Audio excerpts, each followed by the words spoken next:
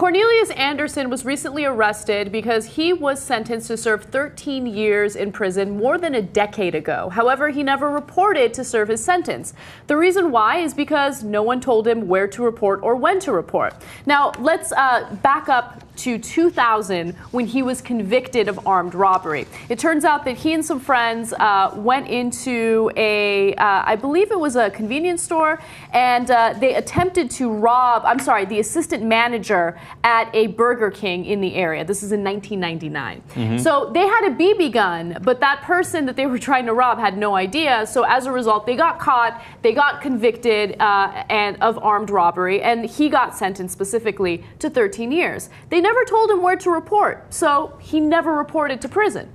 So I didn't know that because I've never been in a situation like that. But apparently you go home and they're like, okay, we're going to send you a letter and tell you where to report. Yeah. Except literally it was, in this case, a clerical error. So he waited the first day, he waited the second day. He's like, all right, I'm not going to report if they don't tell me where to report. He wouldn't even know where to go, right? Exactly. And then he waited a year and 2 years. And he went on with his life. So some people might argue, hey, you know what? He was probably trying to hide from the authorities. He probably changed his identity. But no, he didn't do any of that. So in the time that he got convicted, up until now, here's what he did. He got married. He raised 3 kids. He learned a trade. He was making no effort to conceal his identity or whereabouts. He was paying taxes and traffic tickets. He renewed his driver's license. He registered his 3 businesses. And keep in mind, he got stopped by the police a few times because of some traffic violations, and nothing would come up because there was this huge clerical error. So in this period of time, he was a model citizen. He did nothing wrong. He employed people. He was great. And the big argument is, well, we put people away to prison for rehabilitation. Now, we all know that that's not true. Oftentimes they go in there and then they come out as hardened criminals. But nonetheless, he got caught, and the Missouri Department of Corrections discovered the clerical error fairly recently. So they decided to send a SWAT team to his home as he was feeding his children. So they go in there with assault rifles, they arrest him, and now he's sitting in jail, and he's hoping that some way, somehow, they'll let him go. So this is not as easy a question as I think it might appear. I mean, look, he did do the crime, and we know now that it was a BB gun, but at the time, the people, I'm sure, at Burger King were incredibly afraid, and they thought it was a real gun, and he did an armed robbery, right?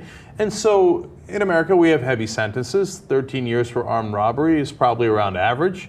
I don't think anybody would have argued at the time that he shouldn't serve after he got convicted, right? Now, you might argue he should have gotten less for that since it wasn't a real gun, but that's a different question, right? So now that if you get to live a model life, do you then get to say, well, all is forgiven? Now let's change the equation. Armed robbery is very serious. It is. Okay, now what if it was rape, right? Right. What if it was murder? And then would you say, well, he's a model citizen, we rehabilitated him, so let's just let that rape go or that murder go? Yeah. It's not as clear, right? Armed robbery is a violent crime. It's not some nonviolent drug offense or, some petty misdemeanor. This is a violent crime. He did get convicted. And you're absolutely right. It's a really difficult story to rule on because on one hand, he is a model citizen. He's doing everything right, but our justice system does have that element of punishment, and to know that he did something that is considered a violent crime and was never punished for it makes me a little uneasy. All right, so we're going to have a serious TYT Supreme Court on this, so let's go ahead and drop it.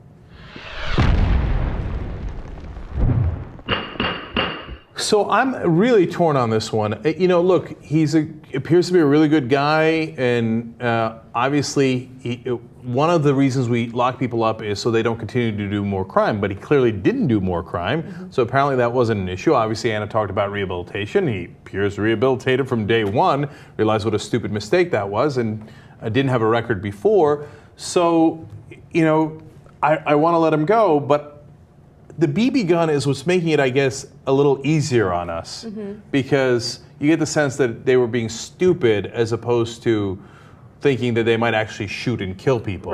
Right? But otherwise, if it was a more heinous crime, I don't know. I have a solution. I have a solution to this. Justice Kasparian, please. Okay, so first of all, you have to take into account that there was incompetence here on the side of the Department of Corrections, right? Good it was point. their clerical error, And as a result, I feel like they should be punished by it in some way. Now, he was convicted of a crime, so he should be punished in some way as well. I believe that our prison system should be used for rehabilitation and maybe a little element of punishment, but the primary reason for it should be rehabilitation. Since he is rehabilitated, I don't think he should go back to prison. However, he does deserve some sort of punishment for what he did. And I think that the punishment should be a hefty fine. I like where you're going with that. I'm going to amend it a little bit. Okay. So, and you should know one other fact. They're saying, hey, look, you can do time served. That's what his lawyers are arguing.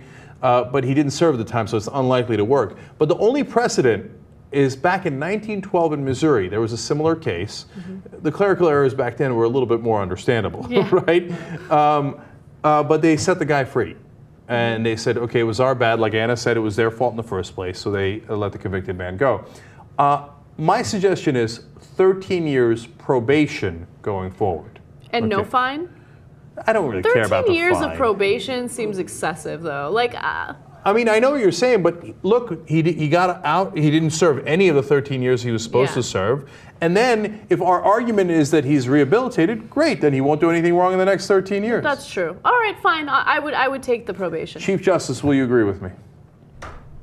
13 years seems too much for it not being his fault. You know what I mean? It's just, come on, dude. Like, it wasn't like, it'd be great if the city could just be like, all right, we fucked up. Good luck. But he still committed that crime, it'd be great, though. but like 13 years is too much. Like 3 years. I know. max. You know what? The thing is, I keep thinking, what if he raped? But he didn't rape anyone. He didn't murder anyone, and it was a BB gun. So, and this is the case in front of us. So let me reserve my final judgment until I hear from visiting Justice Bart, who's filling in for JR. BB gun, I'd say 6 years probation.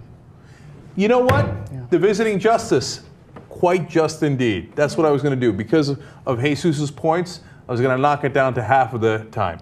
6 years probation. Our decision is final. Are we not merciful?